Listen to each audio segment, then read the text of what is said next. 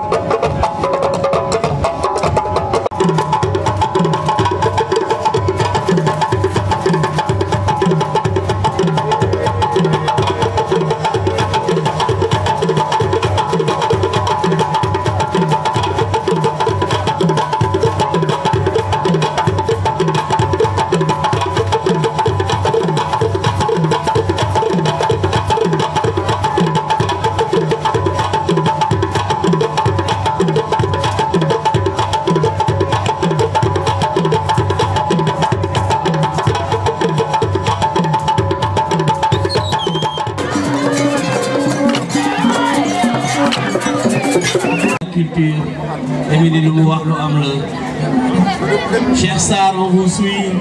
waaw xam ngeen maa ngi tudd Cheikh waaw maa ngi bokk ci góorgóorlu ginnaaw bi ma leen nuyoo li ñu gën a bëgg a wax rek ngir ci mën a accenté mooy ñëw ñu fii rek ngir ñu ne festival la kii mais dañu bëgg a joxe benn message bu clair mooy tey ginnaaw li nga gis nii yëpp dafa am benn affaire boo xam ne dafa am solo trop ci leneen bi ñu ko nekk parce que tey gis ngeen ne déforestation bi am ci àdduna utilisation abusive plastique bi tey ñun loolu rek wat boobu ñu koy wat ñu koy ñaanal njabootam law ni leket bi lawe ndax jiwu leket bi ñu juddoo ba léegi mu ngi am ci kaw suuf ndax yàlla moo ñu ko may kon seet leen li nekk ci leket sa biir buy metti nga naan ndoxu leket dina seet tey nga bëgg a ubbeeku nga sangoo ndox bi kese mu nekk ci leket da ngay ubbeeku ndax li nga xamante ne benn doom la mu indi la ay junniy doom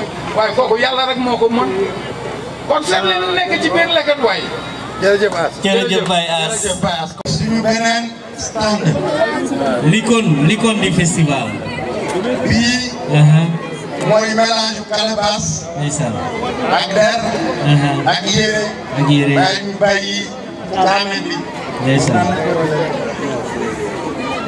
salaamaaleykum ñu ngi nuyu képp koo xam ne fekkee nga ndaje bi di gërëm waa góorgóorlu fii nag moom boo ñu fi accès da ngeen xam ni fii moom bërëbu góorgóorlu kon da ngay bàyyi rek di ñaan yàlla suñu borom mi nga xam économie. taxawal ko. les métiers de la musique. monsieur Mbaye. moo nekk ñu jël des affaires culturelles ñoo fi nekk ñu jox leen kàddu gi pour quelques secondes wala benn minute ngeen expliqué. waaw li ñuy sant góorgóorlu je crois que pour AMS wax association des métiers de la musique du Sénégal je crois que képp koy lépp looy def nga am formation AMS nag je crois que ku ne xam ne léegi SODAV amoon am na léegi mais BSDA moo amoon BSDA mooy bureau sénégalais des droits de l'homme. léegi sama collègue la ñu ngi ñu ngi si benn entreprise bi ñu mën a bind. ñun dañuy proposer ay solutions solaires. donc ñu ngi fi 4 ans léegi ci Casamance. suñu àll baa ngi fi marché marché Walfadjri di rek mu nekk ñu wax ci.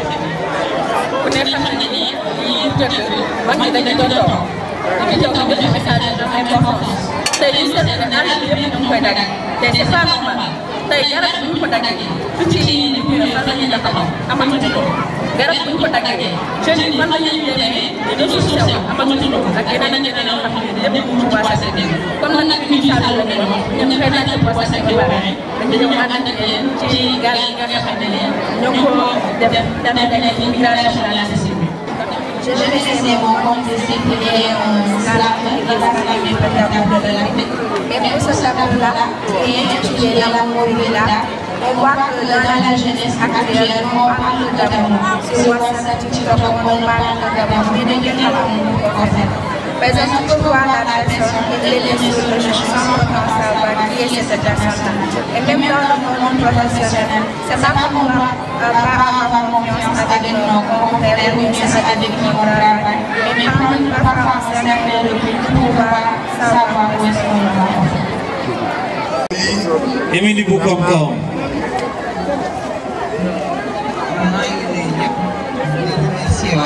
Encore une fois.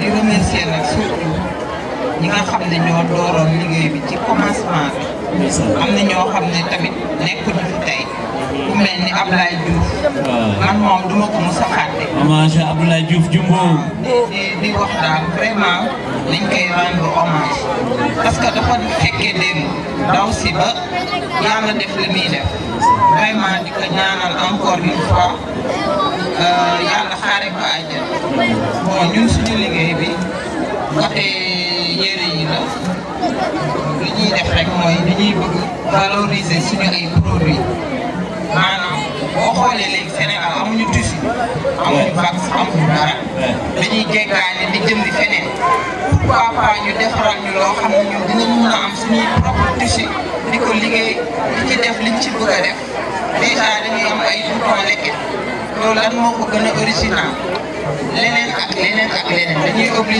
Venu spécialement pour nous faire plaisir, aux populations du Sénégal et de toute l'Afrique ici présente. En tout cas, c'est marquant. Merci au port de Dakar, merci à la Chambre de commerce, d'industrie et d'agriculture de Ziguinchor. di def liggéey bi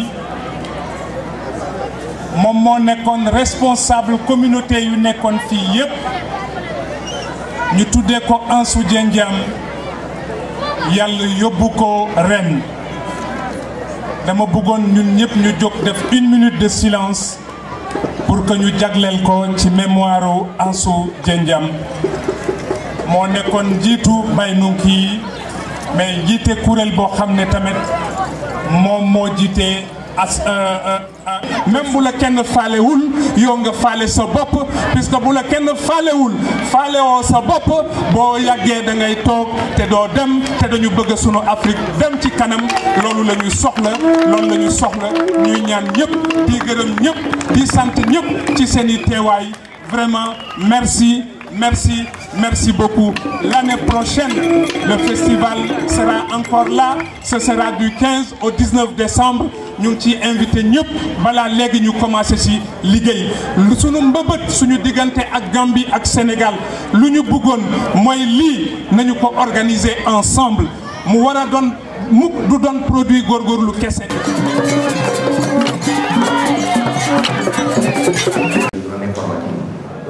Il y a des métiers pour les jeunes informaticiens avec qui on a pu monter une plateforme informatique de la Chambre de commerce.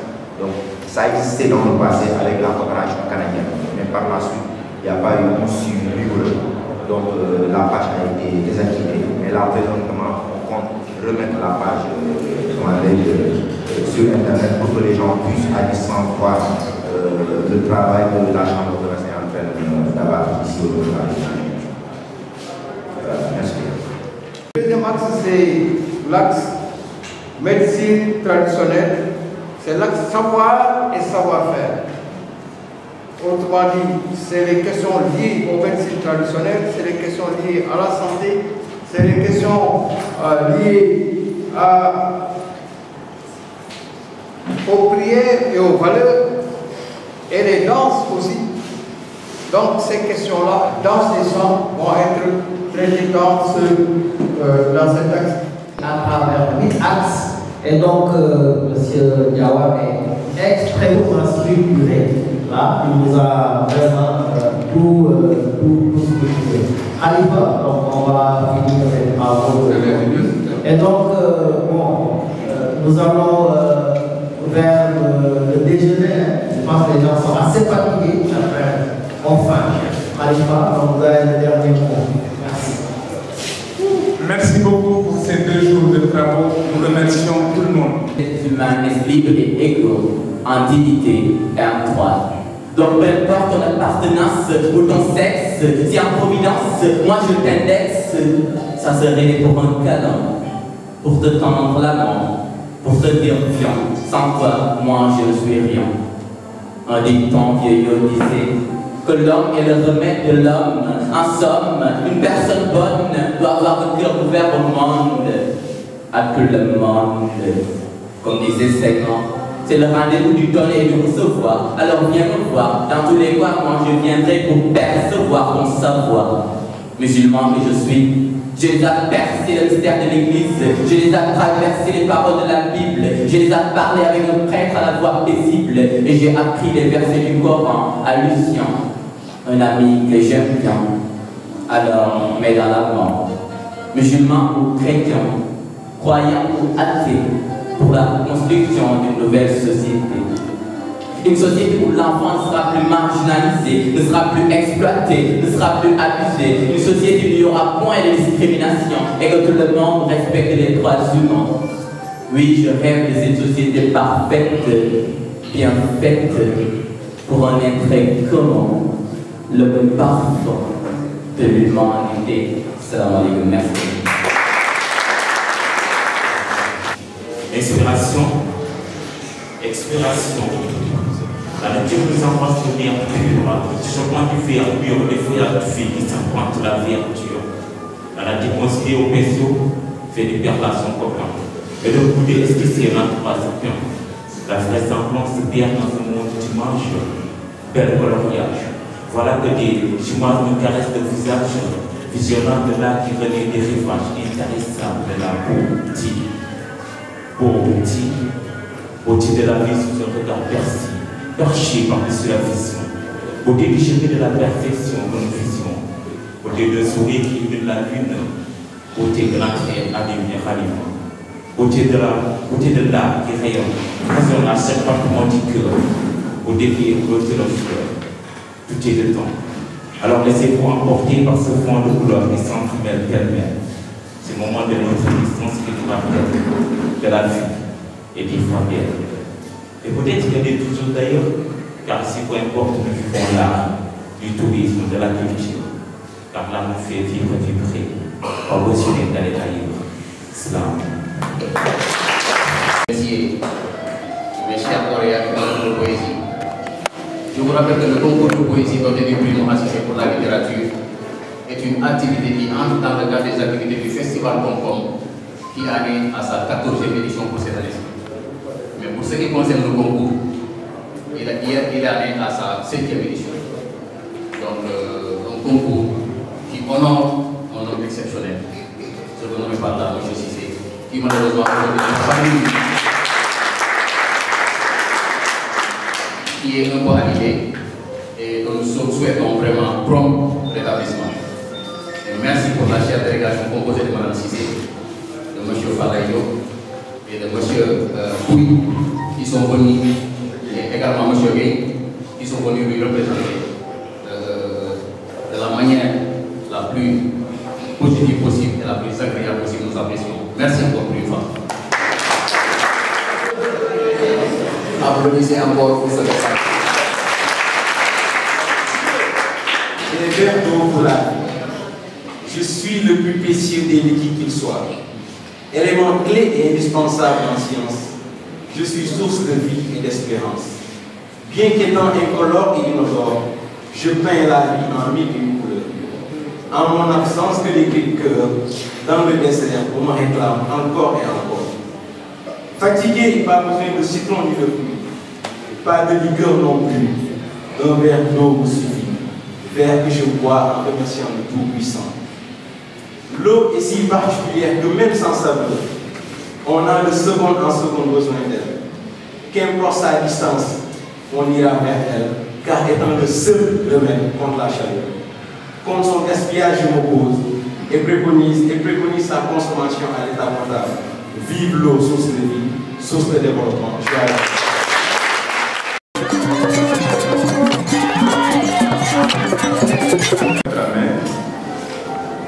Le président du GIE Gorgorlu et initiateur du festival Concom, qui a plusieurs activités puisque nous travaillons, c'est un projet de développement socio-économique durable, axé autour de l'articulation de ce qu'on appelle la grappe tourisme, industrie culturelle, artisanat et environnement. Mais puisque cette grappe a des secteurs transversaux mais complémentaires, l'éducation a été mise en branle pour accompagner le développement de cette grappe. Alors, ce qui nous a amené à mettre le concours de poésie et le doter du prix Noah Cissé, le coordonnateur vient de dire que M. Cissé est un homme exceptionnel. Nous le confirmons. Tout nous montre aujourd'hui que nous avons l'obligation, nous tous, de restaurer les valeurs, de contribuer à la restauration de ces valeurs. Nous avons l'obligation, le devoir de penser aux générations futures. Beaucoup de turbulences, mais on ne désespère pas, parce que nous sommes des humains capables de changer le cours des choses. Et c'est la raison pour laquelle avant que ce ne soit d'abord un concours, le choix a été porté sur cette personne exceptionnelle qui est M. Noah Cissé, de nous accompagner, d'être devant nous, de nous guider en tant qu'aînés pour mieux défricher les chemins de cet espoir. Nous n'avons aucun regret. Et il se trouve que la poésie est un art capable de changer les choses, la littérature en général. Et c'est pourquoi nous sommes passés par ce chemin pour donner davantage d'égo, de visibilité, de lisibilité à cette chère personne qui est Noah Cissé à travers ce concours. ngir gën a mën a jot ay vidéo xibaar abonneel ci chaîne YouTube bu Caaroy Info TV nga daal di bës li nga xam ne moo di cloche bi ngir mën a jot yooyu les notifications.